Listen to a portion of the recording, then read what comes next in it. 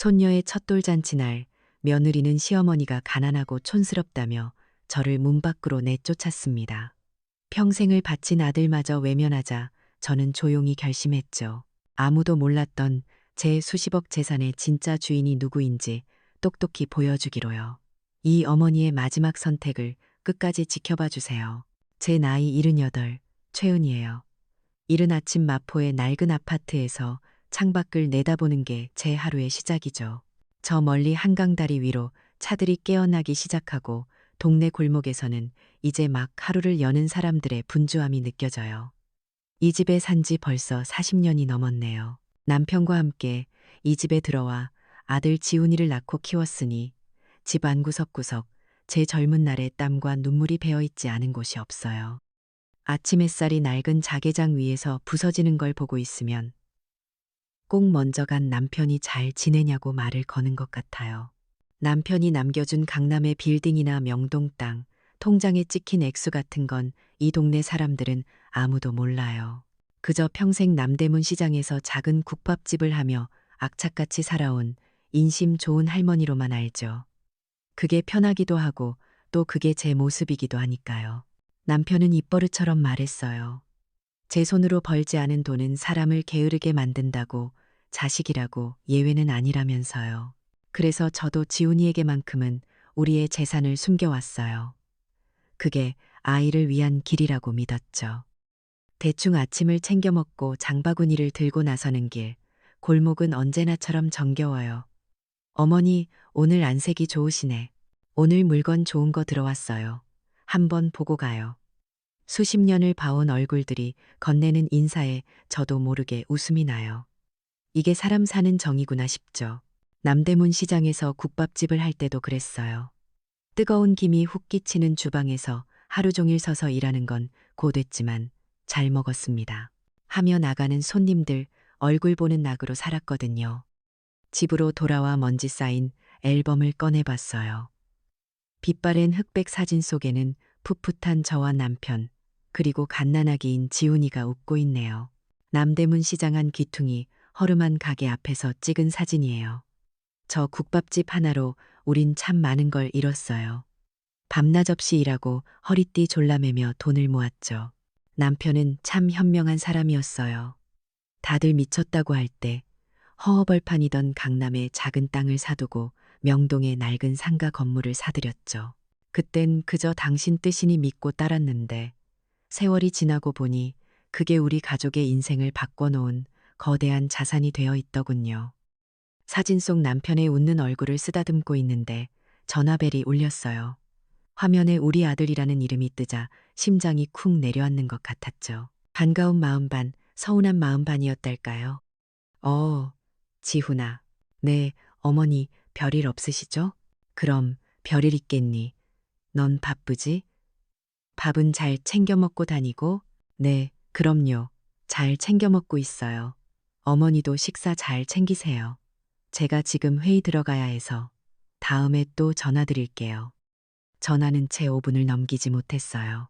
예전에는 30분이고 1시간이고 조잘거리던 아이였는데 언제부턴가 우리 사이에는 보이지 않는 벽이 생긴 것 같았어요. 목소리는 여전히 다정하지만 그 안에 마음은 담겨 있지 않은 느낌. 그게 아들 녀석이 여의도에 있는 큰 금융회사에 다니고 좋은 집안의 며느리 수진이를 만난 후부터였던 것 같아요. 가끔 아들의 세상을 상상해봐요.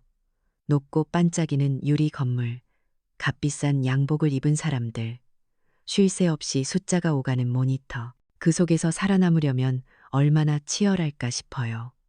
아마 지훈이는 남대문 시장 국밥집 아들이라는 자신의 배경을 숨기고 싶을지도 몰라요.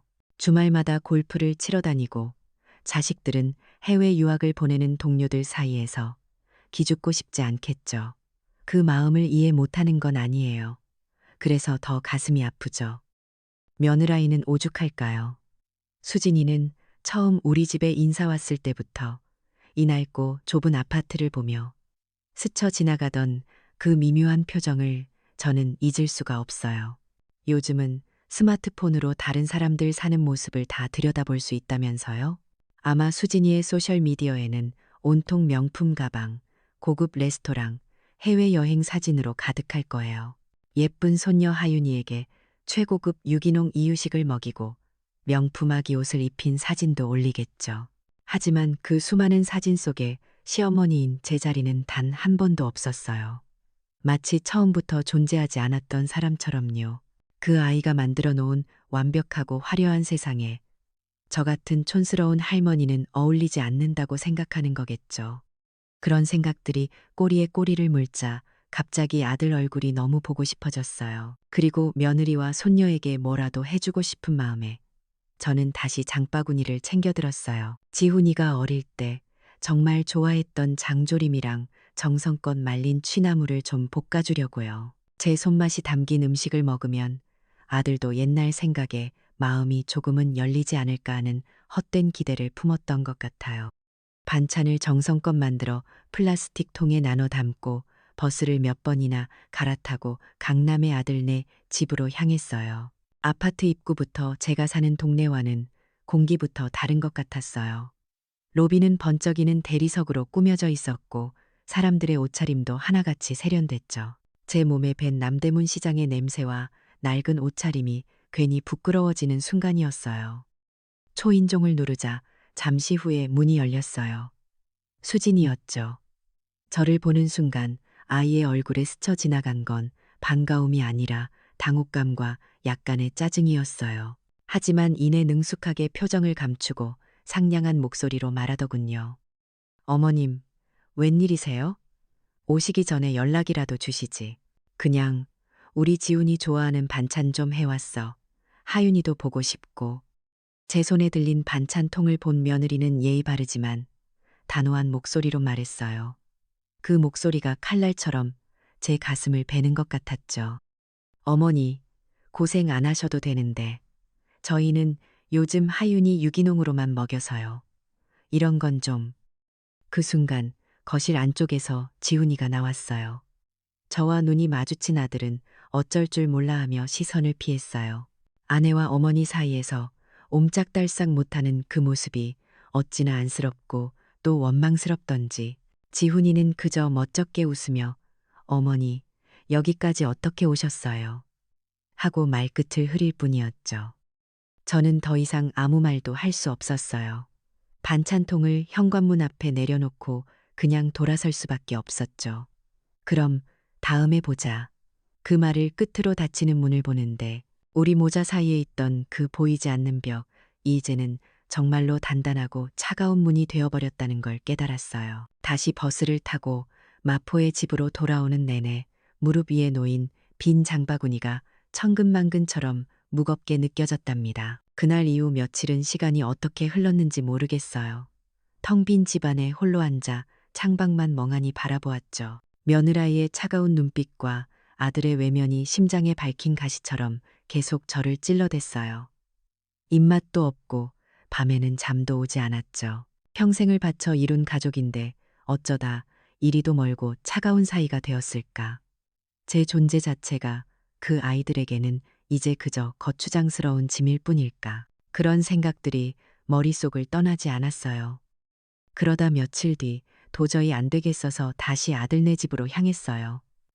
무슨 거창한 이유가 있었던 건 아니에요. 그냥 얼굴이라도 한 번 더 보면 혹시나 하는 마음에 혹시 그날은 며느리의 기분이 조금은 다를까 하는 신락 같은 희망을 품고서요. 강남의 아파트는 여전히 낯설고 위압적이었죠. 현관문 앞에 섰는데 안에서 여자들의 웃음소리가 흘러나왔어요. 문이 살짝 열려 있었거든요. 저도 모르게 발걸음을 멈추고 귀를 기울이게 됐어요. 며느리 수진이의 목소리였죠. 우리 어머님, 아이고, 말도 마. 평생 남대문 시장에서 고생만 하신 분이라 순박하시긴 한데 좀 촌스럽달까? 얼마 전에는 글쎄 직접 만들었다면서 반찬을 한 보따리 싸오셨는데 요즘 세상에 누가 그런 걸 먹니? 함께 있던 친구들인 듯한 여자들의 교양 있는 웃음소리가 들려왔어요. 그 웃음소리가 제 뺨을 때리는 것 같았죠. 며느라이는 계속해서 말을 이어갔어요. 지훈 씨 출신 때문에 내가 소갈이 좀 했잖아. 그래도 어떻게 사람이 좋으니까 다들 우리 집안 보고 결혼한 줄 알지. 시댁이 어떤지는 아무도 몰라. 알면 안 되지. 암. 심장이 쿵하고 바닥으로 떨어지는 기분이었어요. 그 순간 수진이가 문틈으로 저를 발견했죠. 아이의 얼굴에서 웃음기가 싹 사라지고 경악과 짜증이 뒤섞인 표정이 스쳐 지나갔어요. 그러더니 황급히 밖으로 나와 저를 복도 구석으로 거칠게 끌어당기더군요. 손님들이 볼까봐 두려웠던 거겠죠. 아이는 제 귀에 대고 뱀처럼 속삭였어요. 어머니, 제발 좀. 지금 손님들와 계신 거 안 보이세요? 제발 어머니 꼴 좀 보세요. 제 친구들이 어머니를 보고 지훈 씨를, 우리 집안을 뭐라고 생각하겠어요? 제가 지금까지 어떻게 쌓아 올린 이미지인데 어머니가 다 망치실 거예요? 제 손에 들린 작은 꾸러미를 경멸하듯 쳐다보며 말을 덧붙였죠. 그리고 다시는 예고 없이 찾아오지 마세요. 제발요. 그 말을 끝으로 아이는 뒤돌아 집으로 들어가 버렸고 제 앞에서는 차가운 현관문이 쾅 하고 닫혔어요. 저는 그 자리에 한참을 서 있었어요. 온몸의 피가 차갑게 식는 것 같았죠. 모욕감, 서러움, 그리고 깊은 절망감. 그 모든 감정이 뒤섞여 눈물조차 나지 않았어요. 집으로 돌아오는 버스 안에서 저는 아마 유령 같았을 거예요.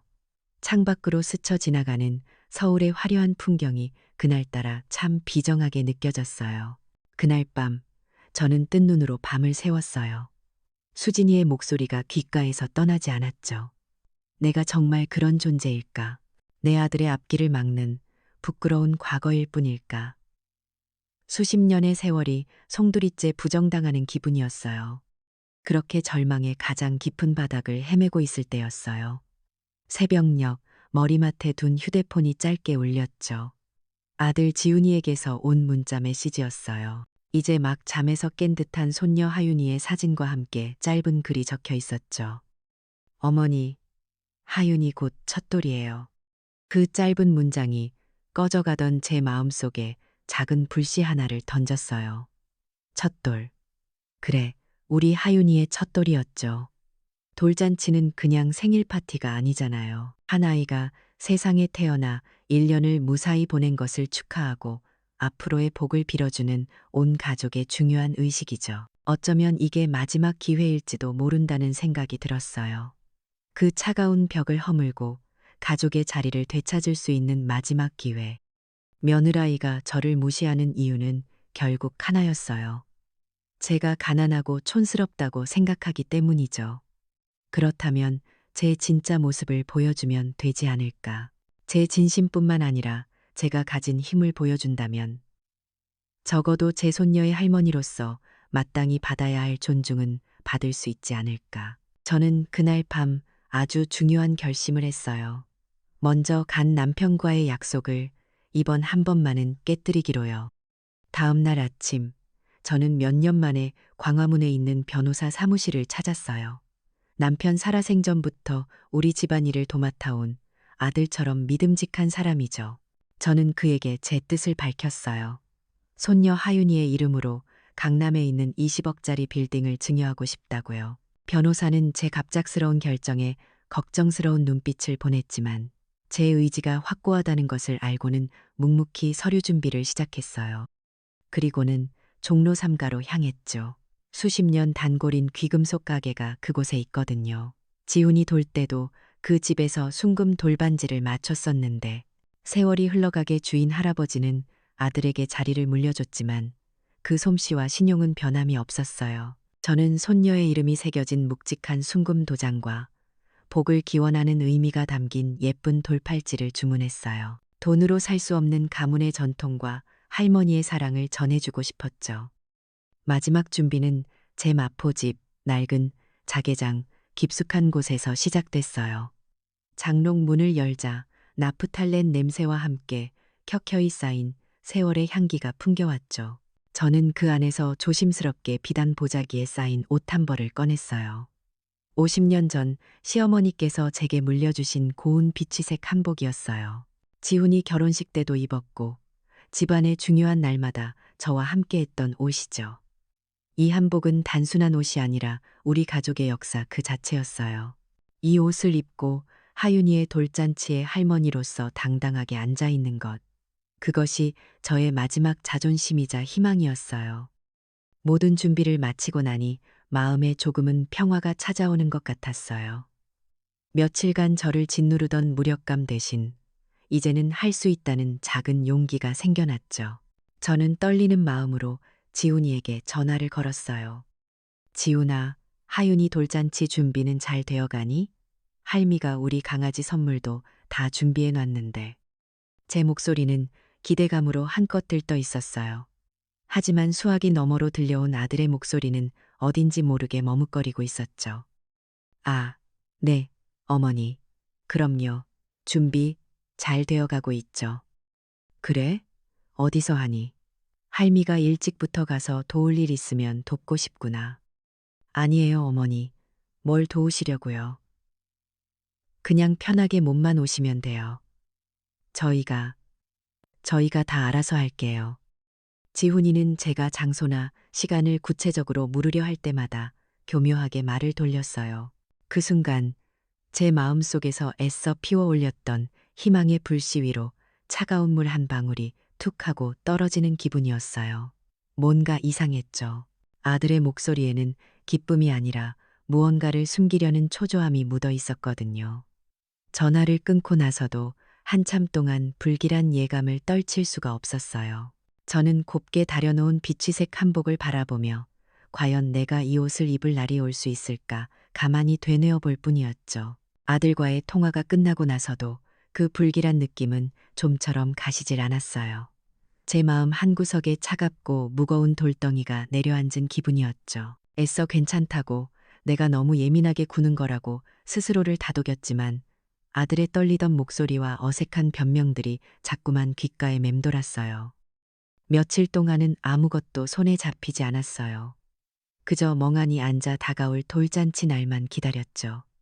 불안한 마음을 떨쳐내려 일부러 몸을 더 움직였어요. 집 안 구석구석을 쓸고 닦고 괜히 장롱을 열어 옷들을 다시 정리하기도 했죠. 그러다 문득 손녀에게 줄 선물을 조금 더 정성껏 포장해야겠다는 생각이 들었어요. 비단 보자기로 싸긴 했지만 예쁜 놀이개라도 하나 달아주면 더 좋지 않을까 싶어서요. 그래서 무작정 집을 나섰어요. 그런 자잘한 소품들을 사려면 역시 동대문 시장만 한 곳이 없거든요. 오랜만에 나간 동대문 시장은 여전히 활기가 넘쳤어요. 사람들 사이를 비집고 걸으며 구경하다 보니 어느새 제 발걸음은 온갖 조화와 생화로 가득한 꽃 도매상가에 닿아 있었죠. 그곳에서 저는 아주 우연히 그리고 운명처럼 한 사람을 만났어요. 남대문에서 식당을 할 때 종종 꽃을 사가던 가게의 사장님이었죠. 아이고 사장님, 이게 얼마만이에요. 그분은 저를 금방 알아보고는 반갑게 손을 잡았어요. 한참 동안 서로의 안부를 묻고 옛날 이야기를 나누었죠. 그러다 그분이 신이 나서 얼마 전에 맡았던 대박 일거리에 대해 자랑하기 시작했어요. 제가 요새 아주 큰 건 하나 했잖아요. 신라 호텔에서 열리는 돌잔치였는데 손님만 300명에 호텔 전체를 꽃으로 장식하느라 며칠 밤을 샜다니까요. 어찌나 화려하고 성대하던지 무슨 대기업 총수 손주 돌잔치인 줄 알았어요. 저는 그저 대단하다며 웃으며 듣고 있었어요. 그런데 이어지는 그분의 말에 제 심장이 쿵 하고 내려앉기 시작했죠. 애 엄마 이름이 수진이라고 했던가? 남편은 여의도에서 아주 잘 나가는 펀드 매니저래요. 그런데 참 이상한 게 그렇게 성대하게 잔치를 하면서 시어머니는 초대를 안 했다지 뭐예요. 저는 저도 모르게 숨을 멈췄어요. 그분이 무심코 말을 이었어요. 글쎄, 듣자 하니 시어머니가 가난하고 촌스러워서 그런 자리에 모시고 오기가 창피하다고 그랬다나 봐요. 대신 친정어머니를 제일 상석에 딱 모셨더라고요. 요즘 세상이 참 무섭다 싶으면서도 오죽했으면 그랬을까 싶기도 하고 하여튼 별일이죠. 온몸에 피가 빠져나가는 기분이었어요.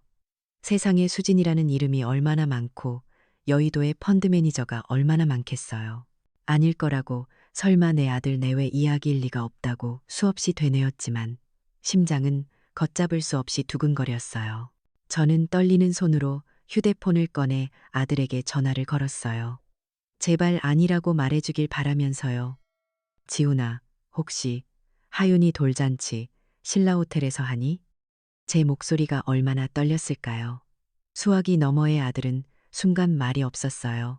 그 짧은 침묵이 제게는 천년처럼 길게 느껴졌죠. 잠시 후 지훈이는 당황한 기색이 역력한 목소리로 더듬거리며 말했어요. 네? 신라 호텔이요? 아, 아니에요. 어머니, 저희 그렇게 거창하게 안 해요. 그냥 가족들끼리 조촐하게 식사나 하려고요. 제가 내일 아침에 모시러 갈게요. 아무 걱정 마세요, 어머니. 아들의 목소리는 심하게 흔들리고 있었어요. 불안한 목소리, 어설픈 변명. 그 모든 것이 제 의심을 확신으로 바꿔놓고 있었죠. 그런데 목소리는 영 그 모든 것이 제 의심을 확신으로 바꿔놓고. 하지만 저는 제 아들을 믿고 싶었어요. 내 아들이 설마 제 어미에게 그런 끔찍한 거짓말을 할 리가 없다고 마지막까지 믿고 싶었어요. 그리고 돌잔치 당일이 밝았어요. 저는 동이 트기도 전에 일어나 목욕 재개하고 화장대 앞에 앉아 아주 오랜만에 분도 발랐어요. 떨리는 손으로 장롱을 열어 비취색 한복을 꺼내 입었죠. 한복을 입은 제 모습이 거울 속에 비치는데 왠지 모르게 눈물이 핑 돌았어요. 오늘이 부디 내 마지막 희망을 이루는 날이 되게 해달라고 마음속으로 수없이 빌고 또 빌었답니다. 아침 7시. 저는 모든 준비를 마치고 현관문이 잘 보이는 소파에 앉아 아들을 기다리기 시작했어요. 똑딱거리는 괴종시계 소리가 유난히 크게 들렸죠. 8시가 되고 9시가 되었어요. 아들은 오지 않았어요. 저는 애써 태어난 척하며 아들에게 전화를 걸었어요. 받지 않더군요. 다시 걸었어요. 이번에는 꺼져 있다는 안내 음성만 흘러나왔어요. 그 순간 저는 모든 것을 깨달았어요. 아, 내가 버려졌구나. 내 아들에게, 내 가족에게 나는 완전히 버려졌구나. 하지만 이대로 주저앉을 수는 없었어요. 제 눈으로 직접 확인해야 했어요. 저는 선물 보따리를 챙겨 들고 집을 나섰어요. 떨리는 손으로 택시를 잡고 신라 호텔로 가주세요라고 말했죠. 호텔 앞에 도착했을 때 저는 할 말을 잃었어요. 화훼업체 사장님의 말은 조금도 과장이 아니었어요. 번쩍이는 고급 세단들이 끝도 없이 이어져 있었고 잘 차려입은 사람들은 저마다 샤넬이니 루이비통이니 하는 명품 쇼핑백을 들고 호텔로 들어서고 있었죠. 제 손에 들린 낡은 비단 보자기가 한없이 초라하게 느껴졌어요. 그때였어요. 호텔 입구에서 서성이는 익숙한 얼굴을 발견한 건 먼저 간 남편의 막내 동생, 그러니까 저에게는 시누이였죠. 아가씨, 여긴 어쩐 일이에요? 형님이야말로 여길 어쩐 일로. 시누이는 저를 보고 무척이나 놀란 얼굴이었어요.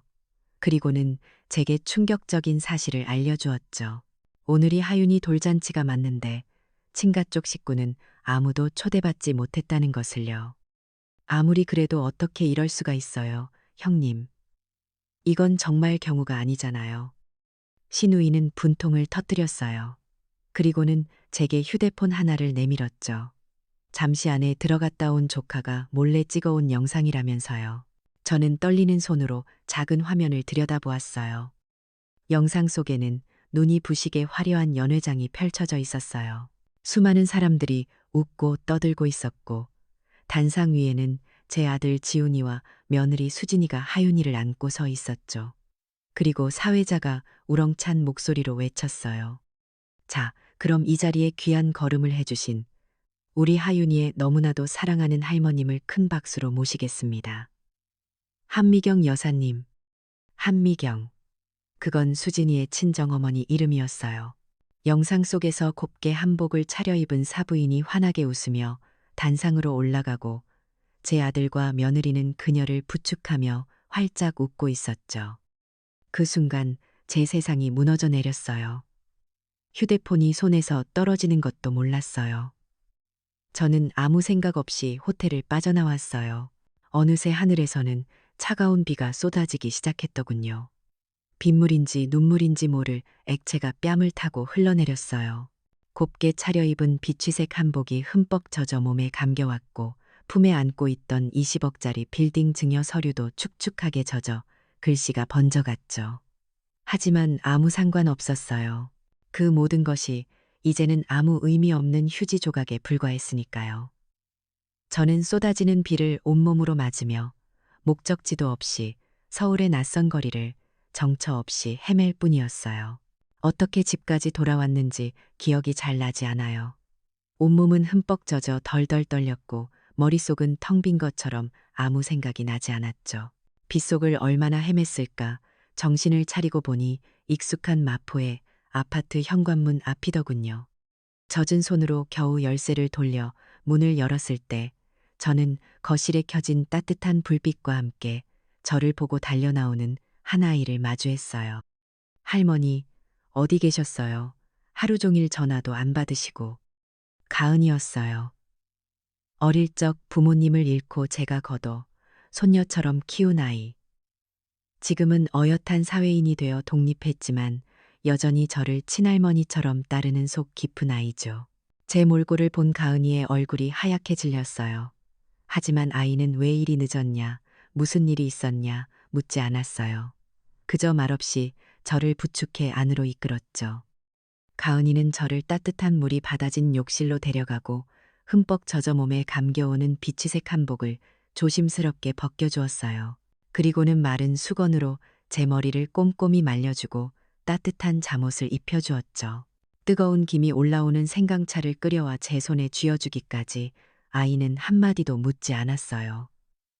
그저 침묵 속에서 저를 보살필 뿐이었죠. 제가 소파에 앉아 멍하니 차를 마시는 동안 가은이는 구석에서 젖은 한복의 물기를 수건으로 닦아내고 빗물에 번진 증여 서류를 한 장 한 장 펴서 말리고 있었어요. 피 한 방울 섞이지 않은 아이의 그 따뜻하고 묵묵한 위로 앞에서 저는 비로소 꾹 참고 있던 눈물을 터뜨리고 말았어요. 그날 밤 저는 가은이의 품에 안겨 어린아이처럼 한참을 울었답니다. 그 후로 석 달이라는 시간이 흘렀어요. 그 시간 동안 저는 죽은 사람처럼 지냈어요. 세상과 문을 닫고 방 안에 틀어박혀 온종일 잠만 잤죠. 가은이는 그런 저를 묵묵히 지켜주었어요. 매일같이 퇴근길에 들러 죽을 끓여놓고 말없이 집안을 치우고 돌아갔어요. 아이의 그런 정성 덕분이었을까요? 제 마음속의 시퍼런 멍이 아주 조금씩, 정말 눈곱만큼씩 옅어지기 시작했어요. 그러던 어느 날이었어요. 세상이 온통 경제 위기 이야기로 떠들썩했죠. 텔레비전을 켜면 매일같이 주가가 폭락하고 회사가 부도났다는 소식이 흘러나왔어요. 저는 그런 소식들이 딴 세상 이야기처럼 들렸는데 그 불똥이 아주 예기치 못한 곳으로 튀게 될 줄은 꿈에도 몰랐답니다. 그 무렵 며느리 수진이의 친정, 그러니까 제 사돈댁의 회사가 심각한 자금난에 빠졌다고 해요. 수진이 아버지는 회사를 살리기 위해 백방으로 뛰어다녔지만 은행 문턱은 높기만 했죠. 결국 그는 최후의 수단으로 자신이 사는 강남의 집을 담보로 긴급 대출을 받기로 결심했어요. 은행에서는 대출 심사를 위해 담보물의 가치를 평가해야 했어요. 그 과정에서 은행 직원은 대출의 안정성을 높이기 위해 담보물 주변의 다른 곳과 부동산들의 소유주 정보를 조회했다고 해요. 바로 그때 믿을 수 없는 일이 일어났죠. 은행 직원의 컴퓨터 화면에 강남의 노른자 땅에 있는 수많은 상가 건물과 빌딩들의 소유주 이름이 한 사람의 이름으로 도배되다시피 나타난 거예요. 최은이라고요. 심지어 사돈의 회사가 새 들어있는 빌딩의 주인이기도 했죠. 아무것도 모르는 은행 직원은 대출 심사에 애를 먹는 사돈에게 아주 친절하게 제안을 건넸다고 해요. 사장님, 혹시 이 건물주이신 최은희 여사님과 아는 사이십니까? 이 지역의 알짜 부동산을 이렇게나 많이 가지고 계신 분이라면 보증만 서주셔도 대출이 훨씬 수월해질 텐데요. 그 순간 사돈의 얼굴이 어떻게 변했을지는 안 봐도 훤하죠. 최은이라는 이름과 그 주소. 그건 바로 그가 평생을 가난하고 촌스러운 늙은이라며 무시하고 멸시했던 제 이름과 제 주소였으니까요. 사돈은 그 자리에서 그대로 얼어붙었고 잠시 후 정신을 차리자마자 딸인 수진이에게 미친 듯이 전화를 걸기 시작했다고 합니다. 그 소식은 돌고 돌아 제 귀에도 들어왔어요. 제 오랜 법률 대리인인 박 변호사에게서 연락이 왔거든요. 최근 제 명의의 부동산에 대해 조회 요청이 폭주하고 있는데 혹시 무슨 일이 있냐고요. 그 말을 듣는 순간 제 머릿속에서 모든 퍼즐 조각이 맞춰졌어요. 아, 그들이 알게 되었구나. 그리고 이제 곧 나를 찾아오겠구나. 그 예감은 슬픔이나 분노가 아닌 차가운 결심을 제 마음속에 불어넣었어요. 가은이는 제 굳은 표정을 보고 조용히 제 손을 잡아주었죠. 할머니 이제 더 이상 당하고만 있지 말라고, 할머니 자신을 위해 싸워야 한다고요. 그 아이의 격려에 저는 용기를 냈어요. 저는 수십 년간 제 곁을 지켜준 두 사람에게 전화를 걸었어요. 한 명은 박 변호사였고 다른 한 명은 남대문 시장에서 평생을 함께한 제 오랜 친구이자 지금은 상인회장직을 맡고 있는 사람이었죠. 저는 그들에게 앞으로 제게 닥쳐올 일에 대해 설명하고 제가 내릴 중요한 결정의 증인이 되어달라고 부탁했어요. 그들은 두말 없이 제 편이 되어주겠다고 약속했죠. 그날 저녁, 가은이는 제게 스마트폰 사용법을 알려주었어요. 저는 지금까지 전화나 받고 거는 것 말고는 할 줄 아는 게 없는 까막눈이었거든요. 아이는 제 손을 잡고 하나하나 참을성 있게 가르쳐 주었어요. 인터넷 뱅킹 앱으로 제 통장 잔고를 확인하는 법, 부동산 앱으로 제 소유의 건물들이 지금 얼마나 하는지 시세를 알아보는 법, 그리고 경제 뉴스를 읽는 법까지요.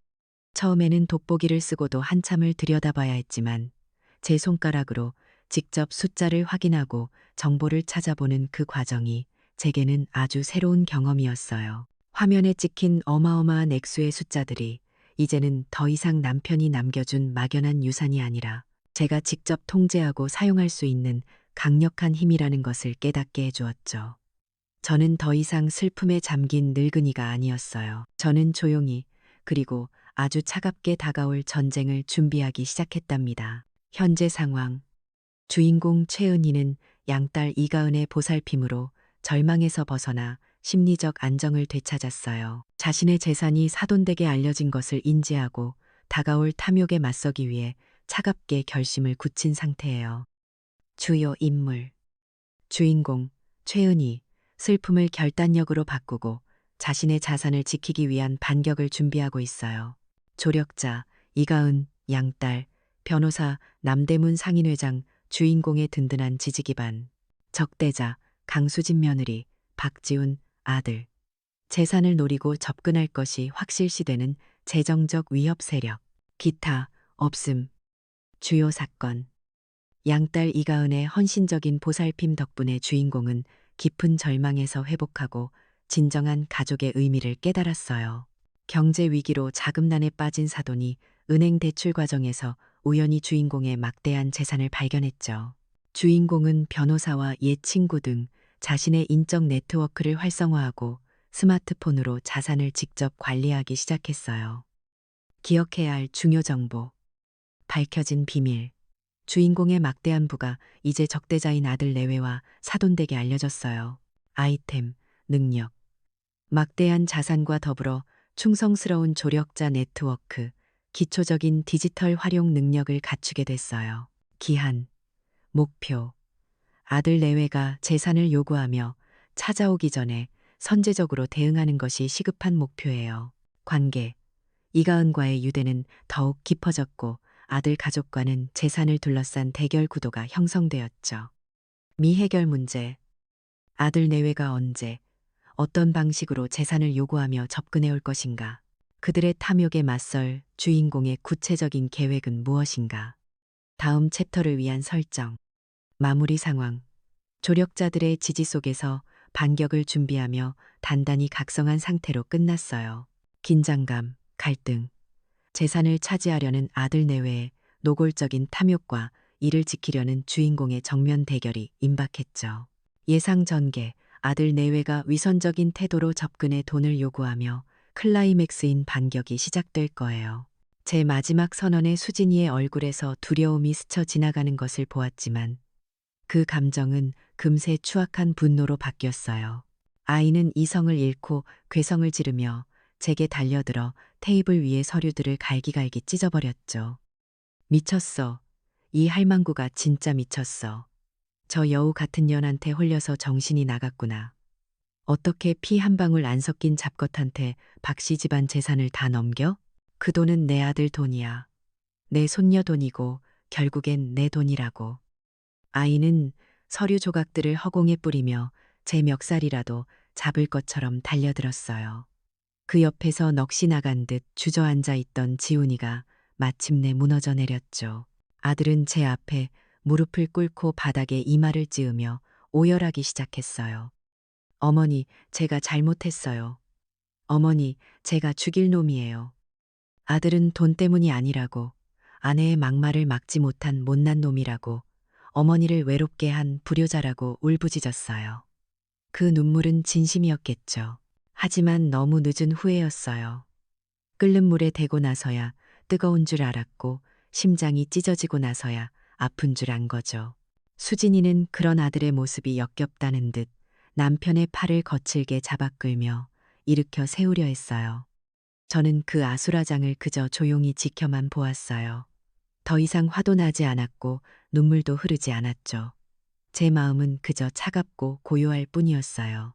저는 말없이 현관으로 걸어가 문을 활짝 열었어요. 나가라는, 제 인생에서 사라져달라는 소리 없는 명령이었죠. 수진이는 저를 죽일 듯이 노려보며 지훈이를 끌고 나갔어요. 문턱을 넘어서기 전 지훈이가 마지막으로 저를 돌아보며 애원했어요. 어머니, 저 다시 돌아와도 될까요? 아무것도 없어도 괜찮으니 그냥 어머니 아들로 다시 돌아오고 싶어요.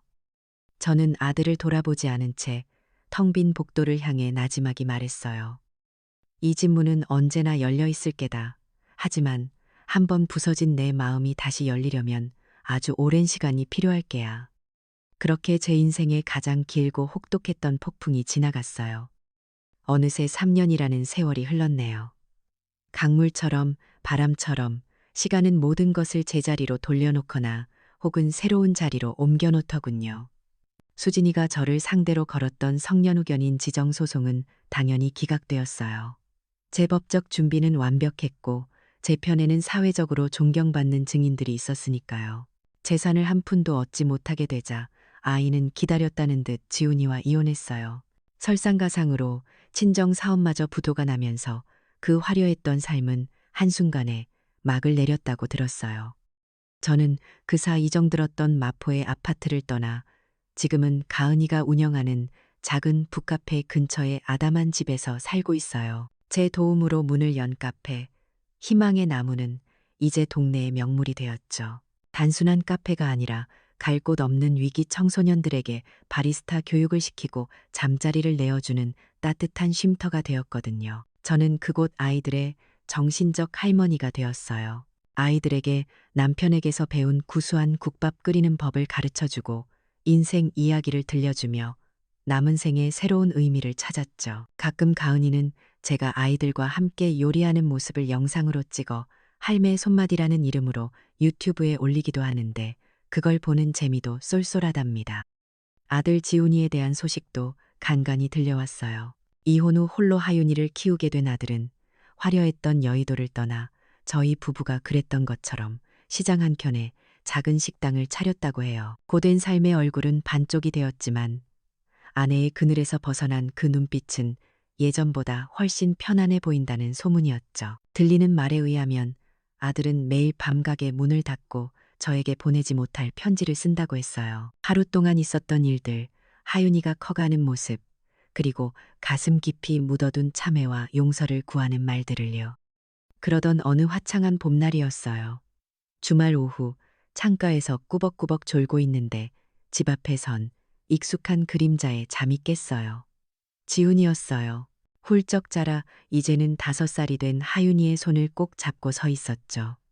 심장이 쿵하고 내려앉았어요. 아직 아들을 마주할 준비가 되지 않았던 저는 못 본 척 커튼 뒤에 몸을 숨겼어요. 그런데 바로 그때였어요. 밖에서 하윤이의 맑고 고운 노랫소리가 들려오기 시작한 건 곰 3마리가 한 집에 있어 아빠 곰, 엄마 곰, 애기 곰. 제가 아주 오래전 아기였던 지훈이를 매일 밤 재우며 불러주었던 자장가였어요. 그 노래를 듣는 순간 3년간 단단하게 닫혀있던 제 마음의 빗장이 스르르 풀리는 것을 느꼈죠. 저는 현관으로 나가지 않았어요. 대신 거실 옆에 달린 작은 쪽창문을 열었어요. 활짝 열린 문이 아닌 한 뼘짜리 작은 창문. 그게 지금 제가 아들에게 보여줄 수 있는 마음의 전부였어요. 창문 너머로 저는 2개의 선물을 하윤이에게 건넸어요. 하나는 빗물에 얼룩졌던 제 비취색 한복을 정성껏 수선해 만든 작은 아이용 한복이었고, 다른 하나는 장롱 깊숙이 넣어두었던 지훈이의 어릴 적 낡은 곰 인형이었죠. 하윤이는 선물을 받아들고는 세상을 다 가진 듯 환하게 웃으며 외쳤어요. 할머니. 그 꾸밈 없고 순수한 부름에 제 눈시울이 뜨거워졌어요. 지훈이는 아무 말 없이 창가에 작은 나무 상자 하나를 조심스럽게 내려놓았어요. 그가 3년간 써온 편지들이 담겨 있다는 것을 저는 한눈에 알 수 있었죠. 아들은 저를 보며 떨리는 목소리로 말했어요. 어머니, 이게 제 진심이에요. 용서받을 자격 없는 놈이지만 그래도 어머니께 보여드리고 싶었어요. 제가 변했다는 걸요. 저는 창문 뒤에 서서 아들과 손녀가 햇살 속으로 멀어져가는 뒷모습을 한참 동안 바라보았어요. 마음속으로 마지막 독백이 흘러나왔죠. 어미와 자식의 연이라는 게 이토록 질기고 아픈 것이구나. 내 아들. 한때는 내 전부였던 아이가 이제는 홀로 아이를 키우는 고단한 아버지가 되었구나. 세월이 그리고 고통이 내가 가르치지 못한 것을 가르쳤구나. 큰 현관문은 아직 닫혀 있다. 상처가 너무 깊어 아물기까지는 더 많은 시간이 필요하겠지. 하지만 이 작은 창문은 시작이다. 희망이다. 길 잃은 영혼이 돌아올 수 있는 작은 길이다. 저 멀리서 하윤이가 저를 발견하고는 손을 흔들었어요. 그 아이의 미소는 봄 햇살처럼 맑고 따뜻했죠. 그리고 저도 3년 만에 처음으로 아주 희미하게나마 아이를 향해 웃어 보였답니다. 가족의 마음을 닫아버린 큰 문은 아직 아물지 않은 깊은 상처를 의미하지만, 희망을 위해 열어둔 작은 창문은 새로운 시작의 가능성을 보여줘요. 진정한 용서란 모든 것을 잊는 것이 아니라 상처 속에서도 작은 빛이 들어올 창 하나쯤은 남겨두는 마음에서 시작되는 것 아닐까요?